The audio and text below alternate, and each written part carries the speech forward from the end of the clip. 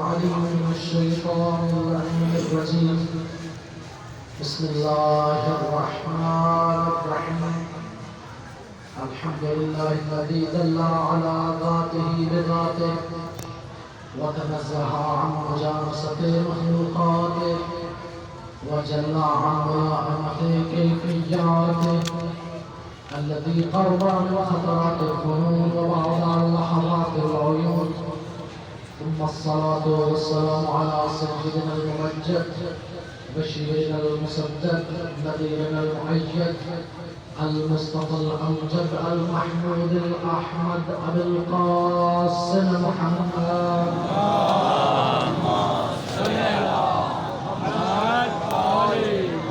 وعلى إخوته الطيبين الطاهرين المعصومين المنتخبين المنتجبين الميامين الذين أذهب الله عنهم الرجس وطهرهم تطهيرا.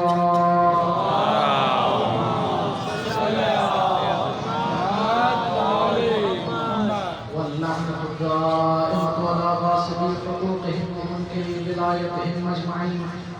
أما بعد، فقد قال رسول الله صلى الله عليه وآله وسلم: من مات ولم يعرف إمام زمانه مات ميتة جاهلية. درود بھیجے محمد و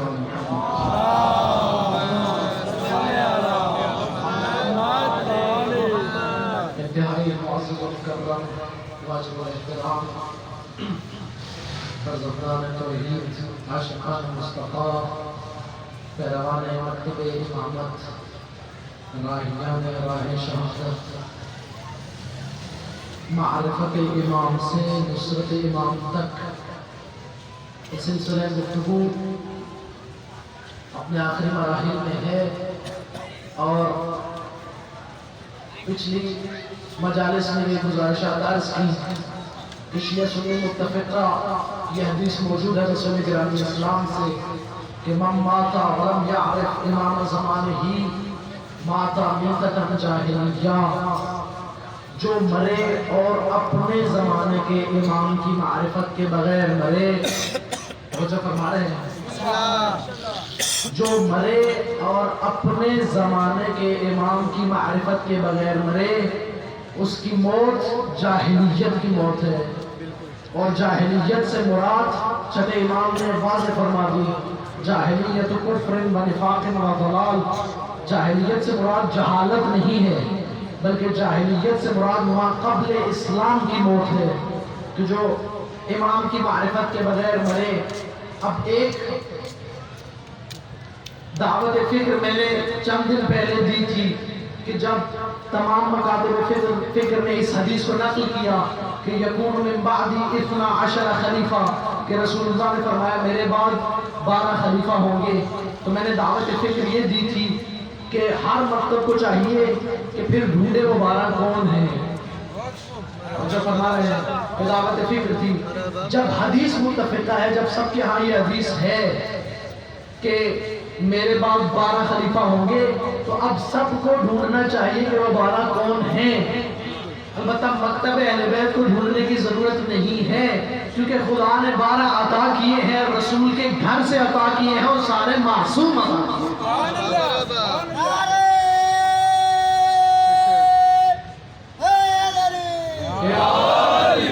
اب دوسرا مرحلہ فکر، دوسری دعوت فکر کیا ہے؟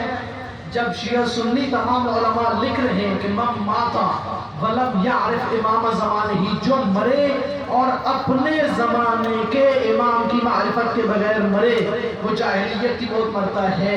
جب رسول اللہ فرما رہے ہیں اپنے زمانے کے، اس کا مطلب یہ ہوا، پہلا نتیجہ تو یہ نکلا کہ ہر زمانے میں کوئی نہ کوئی امام ہونا چاہیے. توجہ فرمائی آپ نے؟ ہر زمانے میں کوئی نہ کوئی امام ہونا چاہیے. اب دوبارہ دعوت فکر ہے جوانوں کو، امت مسلمہ کو، تمام مکاتب فکر کو، اپنے بھائیوں کو کہ ڈھونڈیں، پوچھیں، تلاش کریں، تحقیق کریں، جستجو کریں کہ آپ کا اس وقت کا امام کون ہے. توجہ فرما رہے ہیں؟ یہ دعوت فکر ہے کہ ڈھونڈیے آپ کا اس وقت کا امام کون ہے. ہمیں تو معلوم ہے کہ ہمارا امام کون ہے. اور جیسے میں نے عرض کیا ہمارے 12 کے 12 کے بارے میں یہ فرمایا گیا اولنا محمد، اوسطنا محمد، آخرنا محمد، کلنا محمد. یہ 12 ہیں لیکن 12 ایک وجود کا استمرار ہیں. توجہ فرما رہے ہیں. رہبر معظم انقلاب آیت اللہ خامنہئی نے ایک بڑی خوبصورت کتاب لکھی 250 سالہ انسان. وہ انسان جس کی عمر، جس کی ایج کتنی ہے؟ 250 سال، 250 سال. کیا مطلب؟ کہنا یہ چاہ رہے ہیں کہ ایک انسان ہے جس کی ایج ہے 250 سال. وہی انسان کبھی مکہ میں اعلان نبوت کرتا ہے، وہی انسان کبھی ہجرت کر کے آگے مسجد نبوی بناتا ہے، وہی انسان کبھی خندق میں نظر آتا ہے، وہی انسان کبھی خیبر میں قلعہ قموس اٹھاتا ہوا نظر آتا ہے، وہی انسان کبھی امت کو بچاتے ہوئے صلح نامہ پہ دستخط کرتے نظر آتا ہے، وہی ایک انسان کبھی میدان کربلا میں بچوں کو ساتھ لے کے آتے ہوئے نظر آتا ہے، وہی ایک انسان کبھی امت محمدی اور انسانیت کو صحیفہ سجادیہ زبور آل محمد دیتا ہوا نظر آتا ہے، وہی انسان کبھی باقر العلوم بن کے علم کی راہوں کو کھولتا ہوا نظر آتا ہے، وہی ایک انسان کبھی مسجد نبوی میں یونیورسٹی بنا کے 4000 شاگرد پیدا کرتا ہوا نظر آتا ہے، وہی ایک انسان کبھی موسیٰ کاظم بن کے 14 سال زندان کے اندر رہ کے اپنی ہدایت کو جاری و ساری رکھتے ہوئے نور ہدایت الہی کے انوار کو بکھیرتا ہوا نظر آتا ہے، وہی ایک انسان ہے جو مدینہ سے خراسان آتا ہے اور مامون کا ولی عہد بنتا ہے، وہی ایک انسان ہے جو سورہ کوثر کی دوسری تفسیر بن کے جواد الائمہ بن کے نظر آتا ہے، وہی ایک انسان ہے جو نقاوت کی معراج پہنچتا ہے اور نقی نظر آتا ہے، وہی ایک انسان ہے جو زمانے کو امام العسکرین بن کے عسکری بن کے نظر آتا ہے.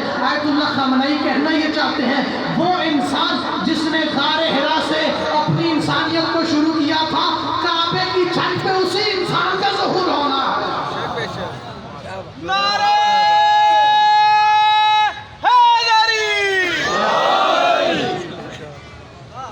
وہ ایک انسان ہے 250 سالہ انسان.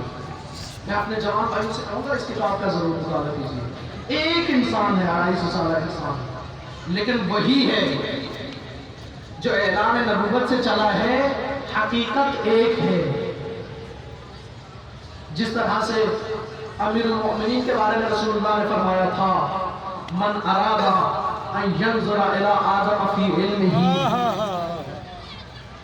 بہت شکریہ. جو آدم کو اس کے علم میں دیکھنا چاہتا ہے، وَإِلَىٰ نُوحٍ فِي تَقْوَاهُ، نوح کو اس کے تقویٰ میں دیکھنا چاہتا ہے، وَإِلَىٰ إِبْرَاهِيمَ فِي خُلَّتِهِ، ابراہیم کو اس کی خلت میں دیکھنا چاہتا ہے، وَإِلَىٰ مُوسَىٰ فِي حَیبَتِهِ، موسیٰ کو اس کی حیبت میں دیکھنا چاہتا ہے، وَإِلَىٰ عِیسَىٰ فِي عِبَادَتِهِ، عیسیٰ کو اپنی عبادت میں دیکھنا چاہتا ہے. کیا کرے؟ کیا کرے؟ کیا عظمت ہے، کیا مہلت ہے، کیا موقع ہے کہ میں ایک انسان ایک ہی لحظے میں آدم کے علم کو دیکھوں، نوح کے تقویٰ کو دیکھوں، ابراہیم کی خلت کو دیکھوں، موسیٰ کی حیبت کو دیکھوں، عیسیٰ کی عبادت کو دیکھوں. فَلْيَنْظُرْ إِلَىٰ علی ابن ابی طالب، جو سارے انبیاء کو اکٹھا دیکھنا چاہتا ہے، وہ ایک مرتبہ علی ابن ابی طالب کو دیکھے. اب علی کا نائب بارگاہ کون ہونا چاہیے؟ وہ علی جو جوف کعبہ میں آئے. اب دیوار کعبہ پہ، کعبہ کی چھت پہ کسے آنا چاہیے؟ کہ روایات یہ کہتی ہیں، آیت اللہ وحید خراسانی نے اس روایت کو نقل کیا، حدیث صحیح ہے کہ جب امام زمانہ تشریف لائیں گے اور کعبے کی دیوار کے ساتھ ٹیک لگائیں گے، اپنی پشت لگا کے کہیں گے من اراد ان ينظر الى آدم و شیس فہا انا آدم و شیس. جو آدم اور شیس کو دیکھنا چاہتا ہے میں آدم بھی ہوں و شیس بھی ہوں. من اراد ان ينظر الى نوح و ابنہ سام، جو نوح اور اس کے بیٹے سام کو دیکھنا چاہتا ہے میں نوح بھی ہوں، میں سام بھی ہوں. جو ابراہیم اور اس کے بیٹے اسماعیل کو دیکھنا چاہتا ہے میں ابراہیم بھی ہوں، میں اسماعیل بھی ہوں. جو موسیٰ کو دیکھنا چاہتا ہے وہ مجھ مہدی کو دیکھے میں موسیٰ ہوں. جو عیسیٰ کو دیکھنا چاہتا ہے وہ مجھ مہدی کو دیکھے میں عیسیٰ ہوں. جو سرور کائنات کو دیکھنا چاہتا ہے وہ مجھے دیکھے میں محمد مصطفیٰ ہوں. جو علی مرتضیٰ کو دیکھنا چاہتا ہے وہ مجھے دیکھے میں علی مرتضیٰ ہوں. من اراد ان ينظر الى الحسن والحسین، جو حسن و حسین کو دیکھنا چاہتا ہے وہ دیکھے میں حسن بھی ہوں، میں حسین بھی ہوں. ومن اراد ان ينظر الائمة من ولد الحسین، جو حسین کی اولاد میں موجود سارے ائمہ کو دیکھنا چاہے وہ مجھ مہدی کو دیکھے میں حسین کی اولاد میں موجود وہ سارے اماموں کو ایک ہی شکل میں تمہیں نظر آؤں گا. یعنی آپ کتنے خوش نصیب ہیں، آدم سے عیسیٰ تک یا آدم سے خاتم تک، علی سے عسکری تک، سارے اس کائنات کے اولیاء کے اوصاف کو ملایا جائے اور اس کا نچوڑ لیا جائے تو جو بنتا ہے وہ آپ کا اور میرا امام زمانہ ہے۔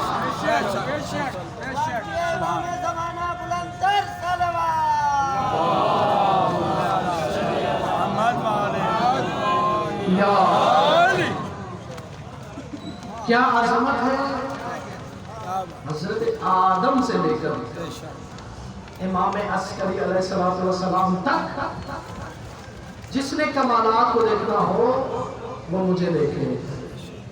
یہ ہے امام زمانہ۔ آپ روایات میں پڑھتے ہیں،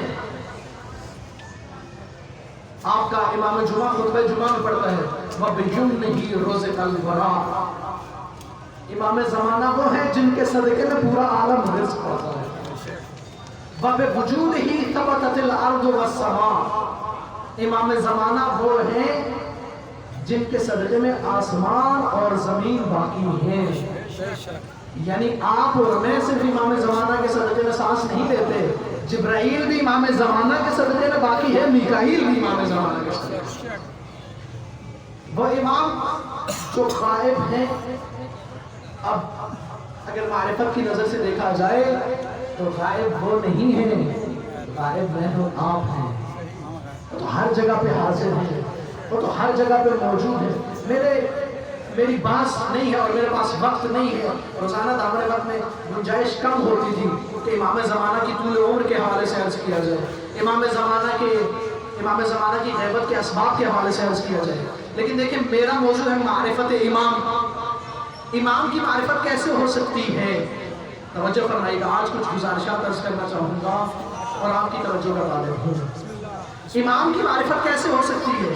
شاید پہلے بھی عرض کیا ہے، امام کا نام، امام کے والدین کا نام، امام کی تاریخ ولادت، امام کی تاریخ شہادت، امام کی تاریخ غیبت، اگر اس سے مراد معرفت امام ہے یہ تو امام کے دشمنوں کو بھی حاصل ہے۔ معرفت امام سے مراد ہے دو چیزوں کی معرفت، ایک امام کے کمالات کی معرفت اور دوسری امام کے اہداف کی معرفت۔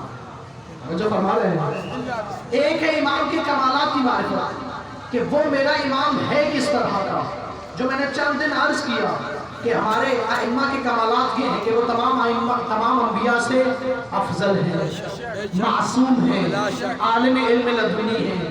ہم امام اسے مانتے ہیں کہ دنیا کا کوئی بھی سوال آ جائے اسے کسی سے پوچھنا نہ پڑے، دنیا کی کوئی بھی مشکل آ جائے تو وہ کسی اشتباہ میں مبتلا نہ ہو۔ کیوں؟ کیونکہ مسئلہ ہدایت انسانی کا ہے، اگر علم کامل نہیں ہوگا تو کسی بھی جگہ پر انسان کو گمراہی کی طرف لے جائے گا، اگر معصوم نہیں ہوگا تو کسی بھی جگہ پر غلطی کر بیٹھے گا۔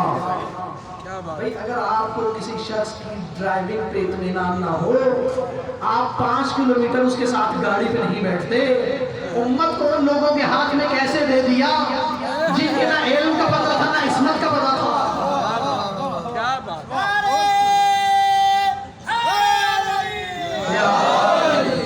انسانی عقل کہتی ہے اس کے پیچھے چلو جو غلطی نہ کرے، جب ہمارے اس کے پیچھے چلو جو غلطی نہ کرے۔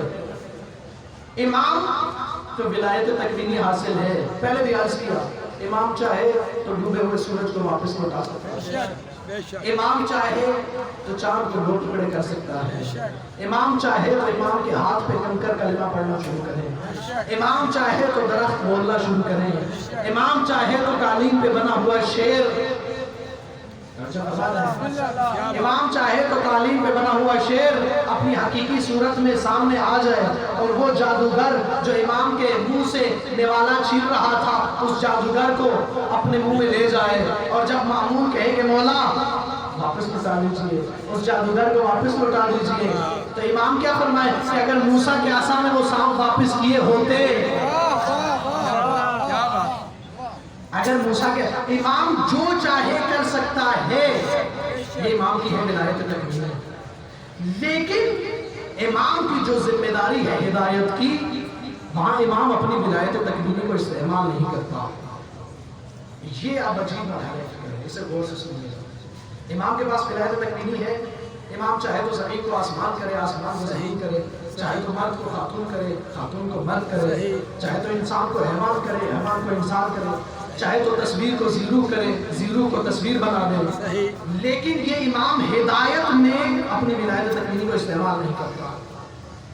اب یہاں پتہ چلے گا نصرت امام کا مطلب کیا ہے، کیوں امام استعمال نہیں کرتا؟ بھئی اگر امام نے ہدایت میں اپنی ولایت تکوینی کو استعمال کیا ہوتا تو سید الشہداء 3 دن کیوں بھوکے پیاسے رہتے؟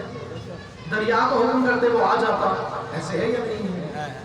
سید سجاد کیوں اسیر رہتے؟ ایک دفعہ ارادہ کرتے ہتھکڑیاں خود ٹوٹ جاتی ہیں۔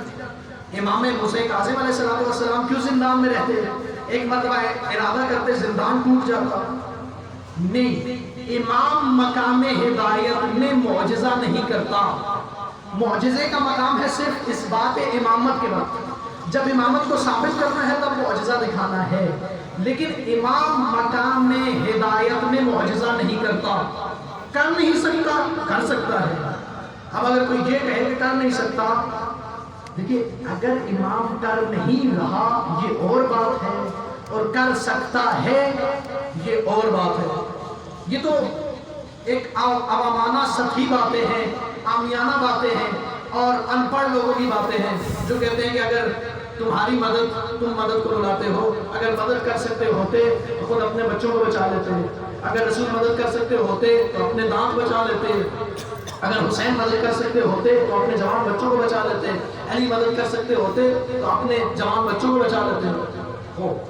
یہ تو آپ کی سطح ذہنی یہ ہے، ورنہ تو یہ سوال پوچھا جا سکتا ہے کہ تم کس سے مدد مانگتے ہو؟ کہا جائے گا ہم خدا سے مدد مانگتے ہیں۔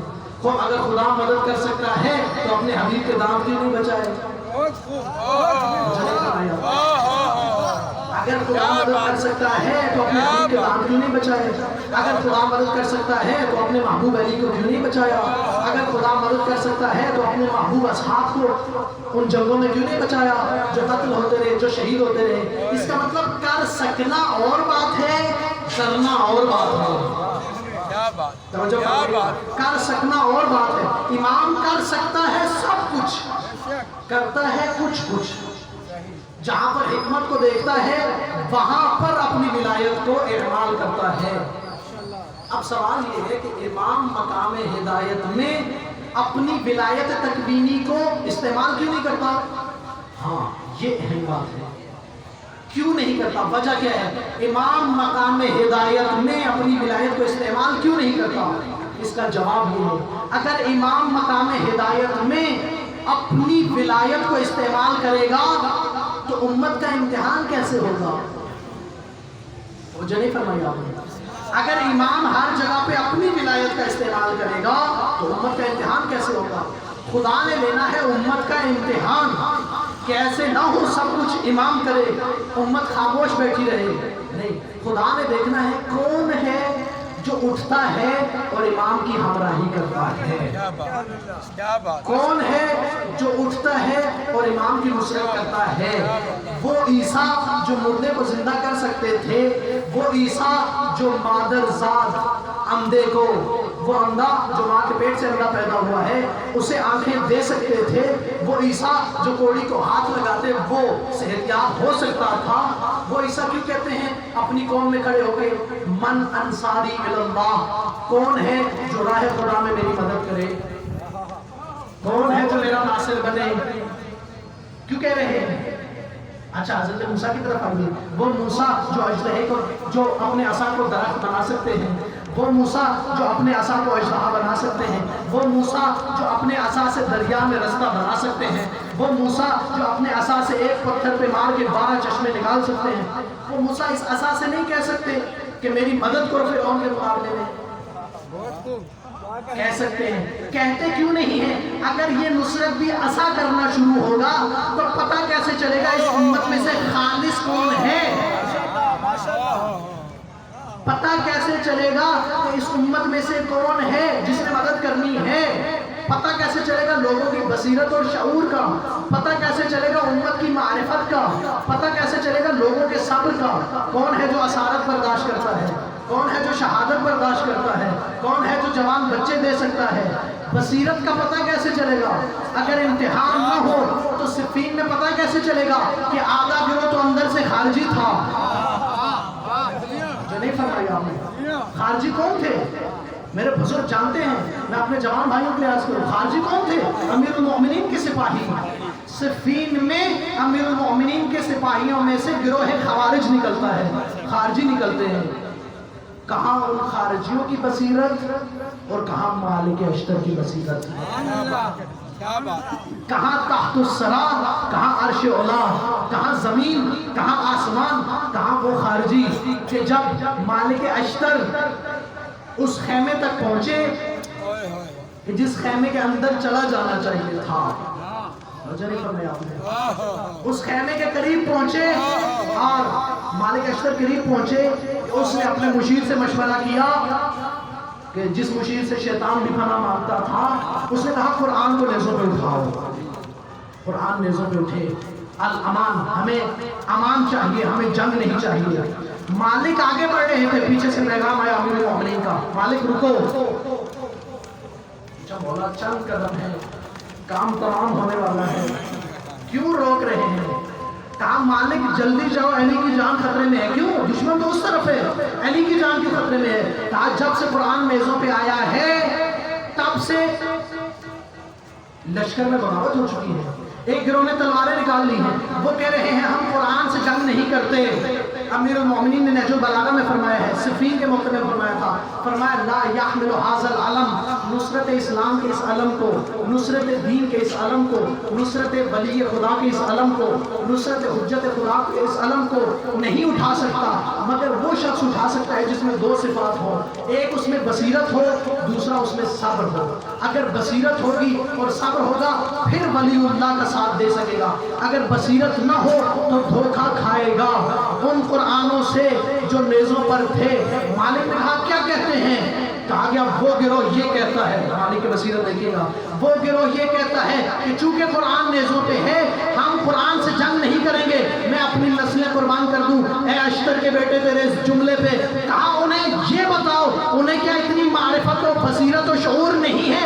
یہ جو صفحات ہیں جو نیزوں پہ نظر آ رہے ہیں یہ قرآن نہیں ہے، قرآن وہ ابو طالب کا بیٹا ہے جو خیمے میں تشریف فرما ہے۔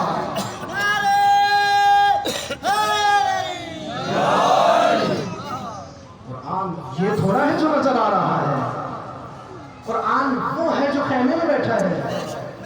میزان حق و باطل، معیار حق و باطل امام معصوم ہے، وہ قرآن ناطق ہے۔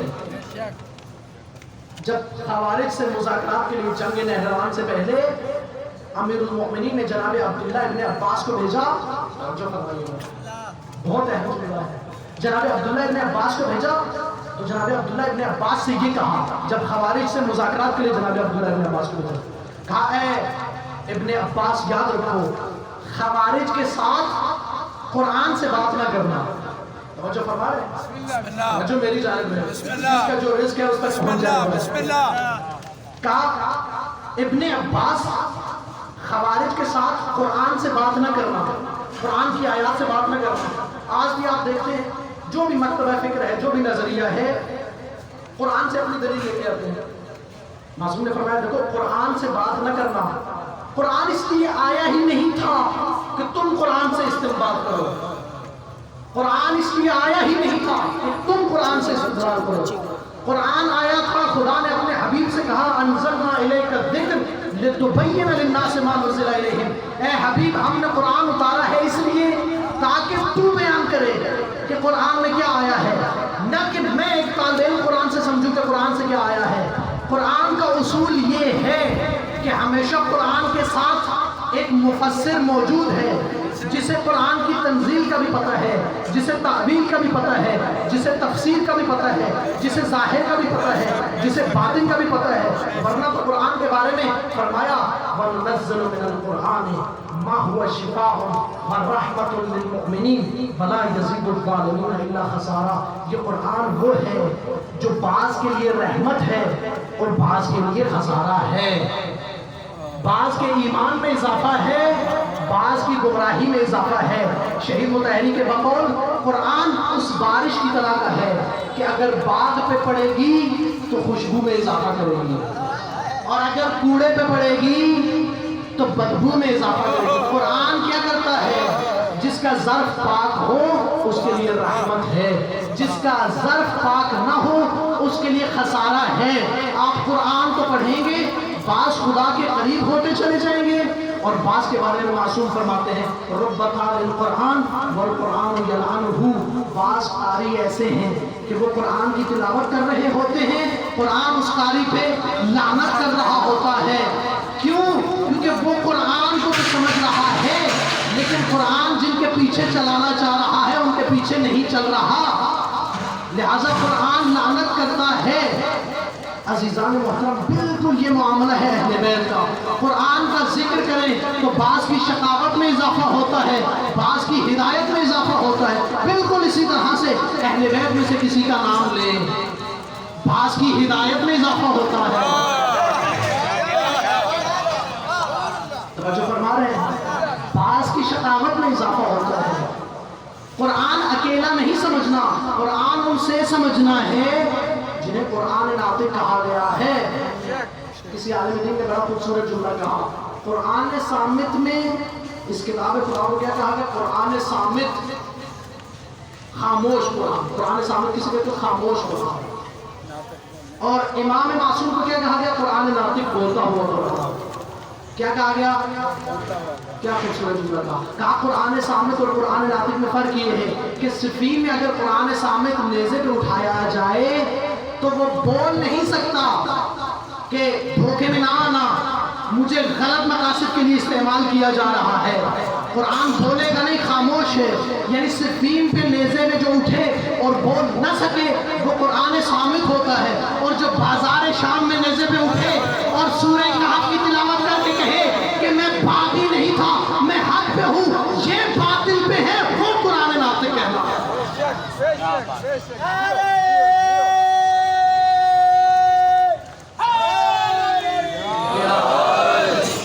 بصیرت انسان کی ایسی ہونی چاہیے، اسے معلوم ہو کہ میرا ولی کون ہے، میرے زمانے کی حجت کون ہے۔ توجہ فرما رہے ہیں؟ بصیرت ہے، میرا ولی کون ہے، میرے زمانے کی حجت کون ہے، اور میری حجت کا لشکر کون سا ہے، اور میرا دشمن کون ہے۔ ایسا نہ ہو نام حجت کا لے اور کھڑا دشمن کی صفوں میں ہو۔ بصیرت انتہائی ضروری ہے۔ وارثان قرآن کا گروہ کون سا ہے پتہ ہونا چاہیے۔ دیکھیں آج بھی 1400 سال بعد، میں نے پہلے بھی عرض کیا تھا کہ جو قرآن کی مسلسل توہین ہے یہ پوری امت کو یا پورے عالم انسانیت کو قرآن سے متنفر کرنے کی سازش ہے۔ کیوں؟ جب کوئی بھی گروہ یہ دیکھتا ہے کہ کسی کے دلائل اور منطق کے سامنے جواب نہیں دے پاتا، چاہے وہ منطق قرآن کی ہو، چاہے وہ منطق مکتب اہل بیت کی ہو، چاہے وہ منطق حسینیت کی ہو، چاہے وہ منطق عزاداری کی ہو، تو پھر سازش کیا ہوتی ہے؟ سازش یہ ہوتی ہے کہ اس کے چہرے کو مسخ کرنے کی کوشش کی جاتی ہے۔ لیکن کیا چہرہ مسخ ہو پاتا ہے؟ نہیں۔ نور خدا ہے، کفر کی حرکت پہ خندہ زن، پھونکوں سے یہ چراغ بجھایا نہ جائے گا۔ وہ جس کی حفاظت کا ذمہ خدا لے، جس قرآن کی حفاظت کا ذمہ خدا لے، تم چند دفعہ اسے جلا کے یہ سمجھ رہے ہو کہ انسانیت کو اس قرآن سے دور کرو گے، نہیں، انسانیت اس قرآن سے اور قریب ہو رہی ہے۔ وہ اہل بیت جن کی گستاخی کر کے تم یہ سمجھتے ہو کہ انسانیت کو اہل بیت سے دور کرو گے، نہیں، اہل بیت کے اور قریب ہو رہے ہیں۔ میں نے پہلے بھی عرض کیا تھا، ہم تو 1400 سال سے قرآن کی توہین کرنے والوں کے خلاف ہیں، ہم تو 1400 سال سے قرآن کو نیزوں پہ اٹھانے والوں کے خلاف ہیں، ہم تو 1400 سال سے قرآن کو جلانے والوں کے خلاف ہیں، توجہ فرما رہے ہیں نہیں؟ ہم تو توہین کرنے والوں کے 1400 سال سے خلاف ہیں، لیکن دشمن کو بھی معلوم ہے کہ وارثان قرآن کون ہیں۔ آج بھی سویڈن میں قرآن کے ساتھ بن سلمان کی تصویر کسی نے نہیں جلائی، جلائی ہے تو مکتب اہل بیت کے مجتہد کی جلائی ہے۔ کیوں؟ کیونکہ انہیں پتہ ہے کہ وارثان قرآن کون ہیں، حقیقی وارثان قرآن کون ہیں۔ دشمن کو پتہ ہے کہ امام زمانہ کا لشکر کون ہے۔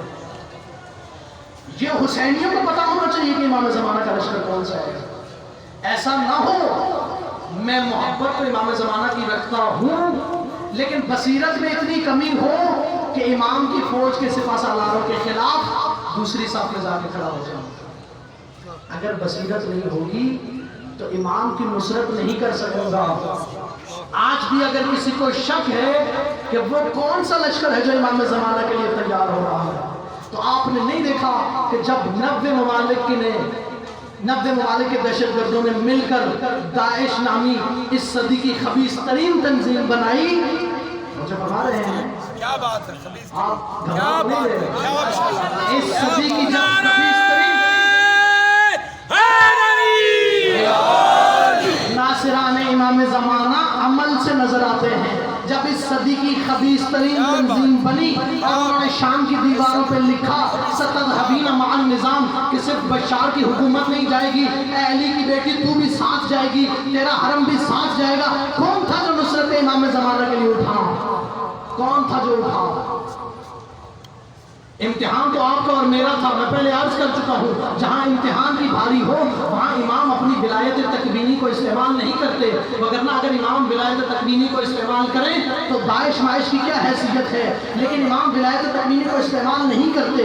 یہی وجہ ہے یہ مقام امتحان ہے کہ اگر بقی کو گرایا جاتا ہے تو بقی گر جاتا ہے. امام ولایت تکوینی کو استعمال نہیں کرتے. کیوں؟ کیونکہ اگر ولایت تکوینی کو استعمال کریں گے تو آپ کا اور میرا امتحان کیسے ہوگا؟ جب دوسری دفعہ حرم جناب سیدہ کو گرانے کی کوشش ہوئی شام میں تو کون اٹھا؟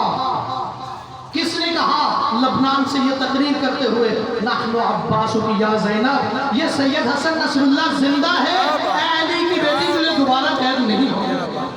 کیا بات ہے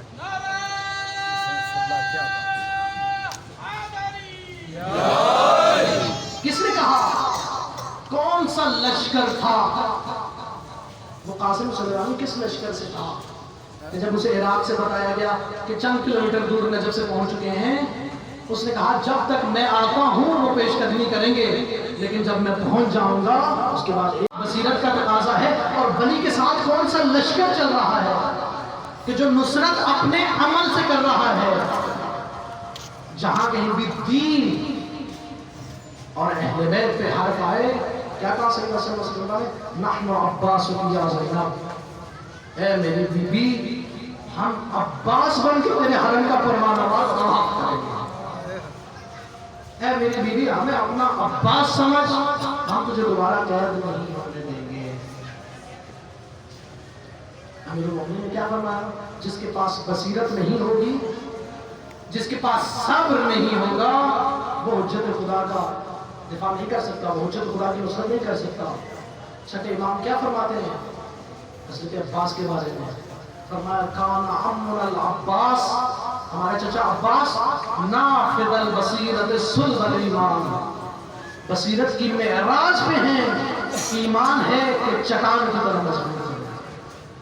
بصیرت کی معراج پہ کیسے ہیں عباس؟ کیونکہ عباس اپنے ولی کو پہچانتے ہیں. رہبر انقلاب آیت اللہ خان منائی نے بڑا خوبصورت جملہ کہا, مجھے بہت پسند ہے حضرت عباس کے بارے میں. فرمایا حضرت عباس میں اور دوسروں میں فرق یہ ہے کہ مدینہ سے چلے سید الشہداء, مکہ میں 4 ماہ رکے, دوسرے جتنے بھی قریب کے اصحاب, اہل بیت کے افراد, اپنے بھائی, اپنے بہنوئی, سب سید الشہداء کو مشورہ دیتے ہیں. کوئی امام حسین علیہ السلام سے کہتا ہے یمن چاہیے, تو کہتے ہیں ہند چاہیے, تو کہتے ہیں اکیلے جائیے, مخدرات عصمت کو ساتھ لے کے نہ جائیے. ایک عباس ہے جو کہیں مشورہ دیتا نظر نہیں آتا. کیوں؟ کیونکہ ولی کی معرفت ہے, بصیرت رکھتے ہیں. عباس کو پتہ ہے میں نے اس امام کا انتخاب کیا ہے جسے میرے مشورے کی ضرورت نہیں ہے. اس امام کا انتخاب کیا ہے جو عالم علم لدنی ہے, جس کے پاس علم الہی ہے, جو مظہر علم الہی ہے. عباس کہیں مشورہ نہیں دیتے ہیں. عباس بس کہتے ہیں مولا فرمائیے, حکم کیجئے, کرنا کیا ہے. یہ عباس کی بصیرت ہے. یہی وجہ ہے کہ سید سجاد فرماتے ہیں روز قیامت ان للعباس منزلۃ, چچا عباس کی وہ منزلت ہے یغبطہ بہ جمیع الشہداء، قیامت کے دن معصومین کو چھوڑ کے حضرت آدم کی دور سے لے کر قیامت تک تمام شہداء دیکھیں گے اور رش کریں گے، اے خدایا کیا کسی شہید کی ایسی منزلت بھی ہو سکتی ہے جیسی عباس رضی کی؟ کیوں ہے ایسی منزلت؟ معصوم کی معرفت ہے، معصوم کی نصرت ہے، معصوم کے ساتھ قدم قدم پہ چلنا ہے، معصوم سے آگے نہیں بڑھنا۔ علماء نے اس کو لکھا ہے کہ حضرت سلیمان اور حضرت ابو ذر کی معرفت میں فرق ہے، اور وہ فرق ایک جگہ پہ وہاں نظر آیا جب علی کے گلے میں رسی ڈالی گئی، ابو ذر نے تلوار نکال لی، سلیمان نے نہیں نکالی۔ جب بعد میں پوچھا گیا تو سلیمان نے کہا جب تک علی تلوار پہ ہاتھ نہ رکھے سلیمان پہلے ہاتھ نہیں رکھ سکتا۔ یہ سلیمان کی معرفت ہے۔ دیکھ رہے ہیں علی کے ہاتھ کو، علی کا ہاتھ کہاں جائے گا؟ اگر علی تلوار نہیں نکال رہا تو سلیمان کی کیا مجال ہے کہ تلوار نکال؟ امام کے پیچھے رہنا ہے، امام سے آگے نہیں نکلنا۔ عباس کا صبر ایسا ہے، 27 رجب کو آدھی رات کو نکلتے ہیں، عباس صبر کر رہے ہیں۔ مکہ سے لوگ حج کر رہے ہیں، دین کا حقیقی قبلہ مکہ چھوڑ کے نکلتا ہے، عباس صبر کر رہے ہیں۔ کربلا کے پاس پہنچ کے حر سید الشہداء کے رہبر کی لگام میں ہاتھ ڈالتا ہے، ام البنین کا چاند دیکھ رہا ہے، صبر کر رہے ہیں۔ ساتھ کو حکم ہوتا ہے لبے دریا سے خیمے ہٹا دیے جائیں، عباس دیکھ رہے ہیں، صبر کر رہے ہیں۔ اس سے بڑا صبر میں کیا بیان کروں؟ خیام سے بچوں کی العطش کی آوازیں ہیں، عباس صبر کر رہے ہیں۔ عزیزان محترم، آج 9 کی شب ہے نا، خیام حسینی سے زار و قطار بچوں کے رونے کی آواز ہے، العطش کی صدائیں ہیں، عباس سن رہے ہیں، صبر کر رہے ہیں۔ صبح عاشور ہے، عباس قاسم کے پامال لاشیں کو دیکھ رہے ہیں، صبر کر رہے ہیں۔ عون کا جنازہ دیکھ رہے ہیں، صبر کر رہے ہیں۔ محمد کا جنازہ دیکھ رہے ہیں، صبر کر رہے ہیں۔ حبیب کی داڑھی کو خون میں گلتا دیکھ رہے ہیں، صبر کر رہے ہیں۔ علامہ مجلسی نے بھی لکھا کہ بار بار آئے، ایک مرتبہ آئے، سید الشہداء نے کہا عباس انتا صاحب لوائی، عباس تجھے اجازت کیسے دوں، تو میری فوج کا جنرل ہے، تو میرا سپہ سالار ہے، تو میرا علمدار ہے۔ میں کہوں گا اے زہرا کے نام، وہ فوج کہاں ہے جس فوج کا عباس علمدار ہے؟ وہ جوان کہاں ہیں جن جوانوں کا عباس سپہ سالار ہے؟ اجرکم علی اللہ۔ عباس کے لیے کتنا مشکل ہے صبر کرنا، کتنا مشکل ہے اپنے شاگردوں کو دیکھنا، کتنا مشکل ہے اپنے بچوں کو دیکھنا۔ آخر زہرا کے لال نے اجازت دی، کہا عباس دیکھو بچے پیاسے ہیں، تم اور میں دونوں، جو میں نے مقاتل میں پڑھا، تم اور میں دونوں بچوں کے لیے پانی لے کے آتے ہیں۔ ایک نیزہ سید الشہداء نے اٹھایا، ایک نیزہ ام البنین کے چاند نے اٹھایا، دونوں بھائی گھوڑے پہ سوار ہوئے۔ سید الشہداء نے بھی جنگ شروع کی، عباس علمدار نے بھی جنگ شروع کی۔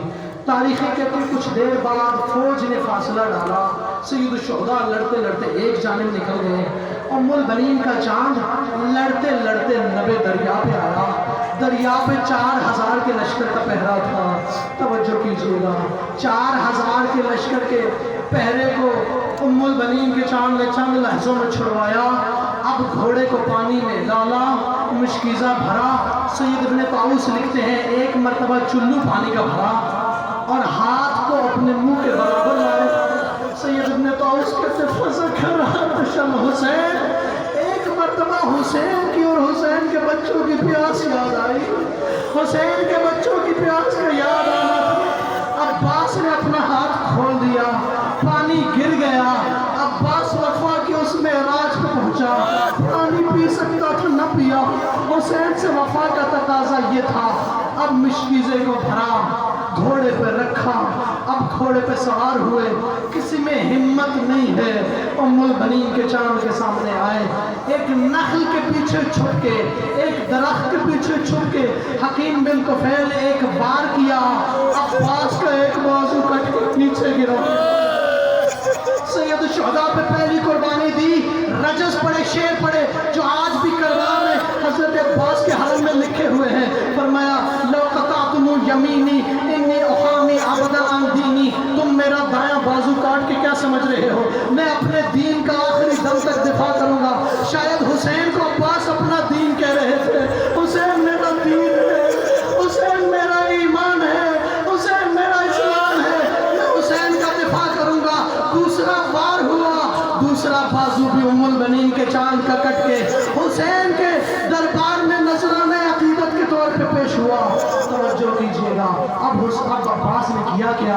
اپنے مشکیزے کو بچانے کے لیے گھوڑے کی کچھ پشت پہ مشک رکھی، مشک کے اوپر اپنا سینہ رکھا، مشک کے اوپر لیٹ گئے، پاؤں سے زور دیا، گھوڑے سے کہنا چاہ رہے تھے جتنا جلدی ہو سکتا اس لشکر اشقیا سے نکال کے مجھے خیام حسینی تک لے جا۔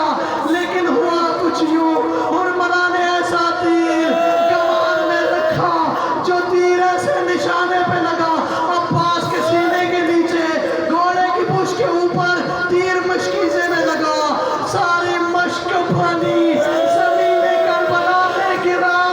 شاید عباس نے گھوڑے سے کہا ہو اب خیام میں جانے کی ضرورت ہے، اب سکینہ تک پہنچانے کی ضرورت نہیں ہے۔ مقاتل لکھتے ہیں اب جو ام البنین کے چاند کے بازو جو نہ تھے، اب لشکر اشقیا کا خوف جو ختم ہو گیا، اب ڈر جو اتر گیا، اب چاروں طرف سے آیا ہزاروں کا لشکر۔